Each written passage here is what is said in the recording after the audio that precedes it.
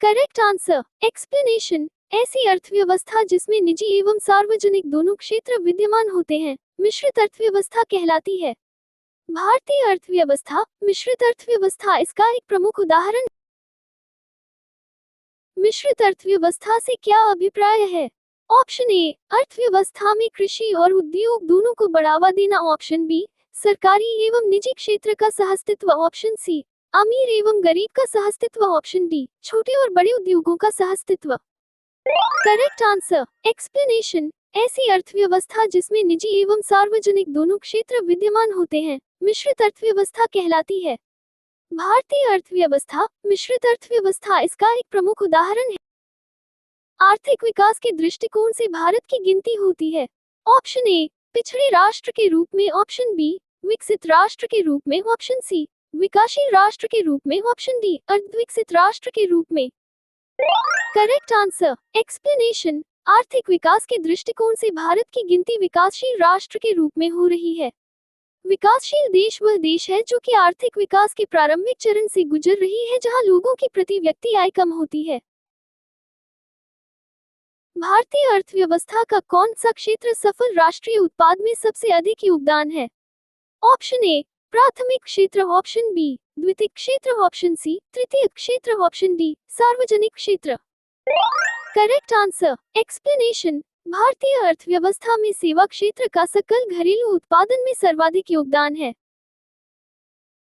आर्थिक समीक्षा 2019-20 के अनुसार वर्तमान कीमतों पर सकल मूल्यवर्धन में कृषि एवं संबद्ध क्षेत्र, उद्योग क्षेत्र तथा सेवा क्षेत्र का योगदान क्रमशः 16.5%, 29.6% तथा 55% है।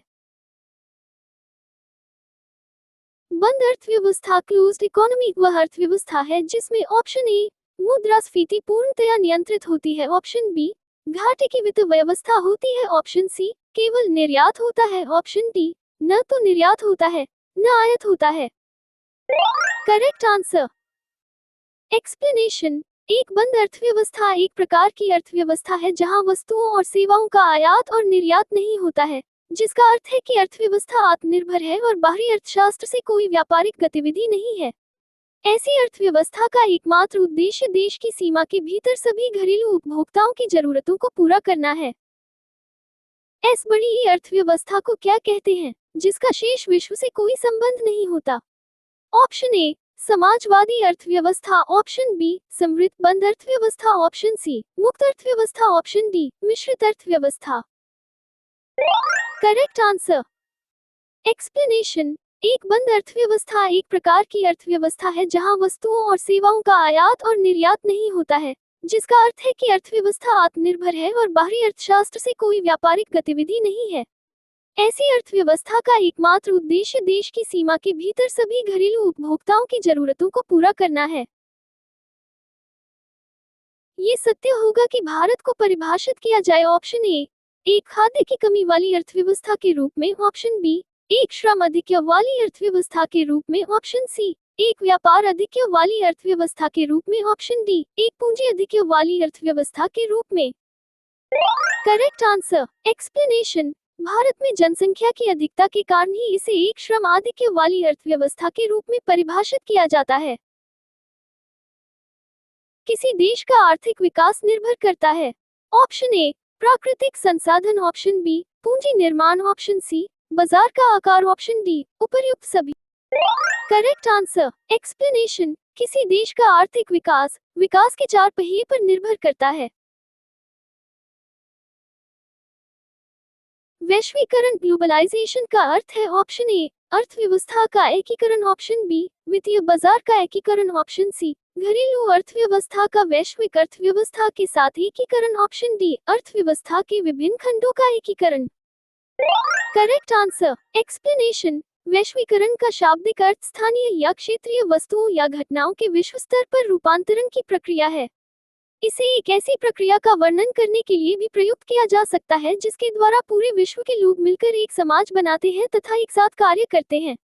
ये प्रक्रिया आर्थिक, तकनीकी, सामाजिक और राजनीतिक ताकतों का एक संयोजन है। वैश्वीकरण का उपयोग अक्सर आर्थिक वैश्वीकरण के संदर्भ में किया जाता है, अर्थात व्यापार, विदेशी प्रत्यक्ष निवेश, पूंजी प्रवाह, प्रवास और प्रौद्योगिकी के प्रसार के माध्यम से राष्ट्रीय अर्थव्यवस्था का अंतर्राष्ट्रीय अर्थव्यवस्थाओं में एकीकरण।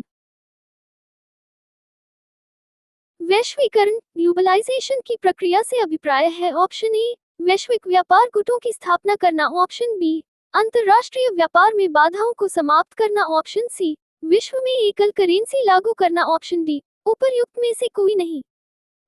Correct answer, explanation. वैश्वीकरण का शाब्दिक अर्थ स्थानीय या क्षेत्रीय वस्तुओं या घटनाओं के विश्व स्तर पर रूपांतरण की प्रक्रिया है। इसे एक ऐसी प्रक्रिया का वर्णन करने के लिए भी प्रयुक्त किया जा सकता है जिसके द्वारा पूरे विश्व के लोग मिलकर एक समाज बनाते हैं तथा एक साथ कार्य करते हैं। ये प्रक्रिया आर्थिक, तकनीकी, सामाजिक और राजनीतिक ताकतों का एक संयोजन है। वैश्वीकरण का उपयोग अक्सर आर्थिक वैश्वीकरण के संदर्भ में किया जाता है, अर्थात व्यापार, विदेशी प्रत्यक्ष निवेश, पूंजी प्रवाह, प्रवास और प्रौद्योगिकी के प्रसार के माध्यम से राष्ट्रीय अर्थव्यवस्था का अंतर्राष्ट्रीय अर्थव्यवस्थाओं में एकीकरण।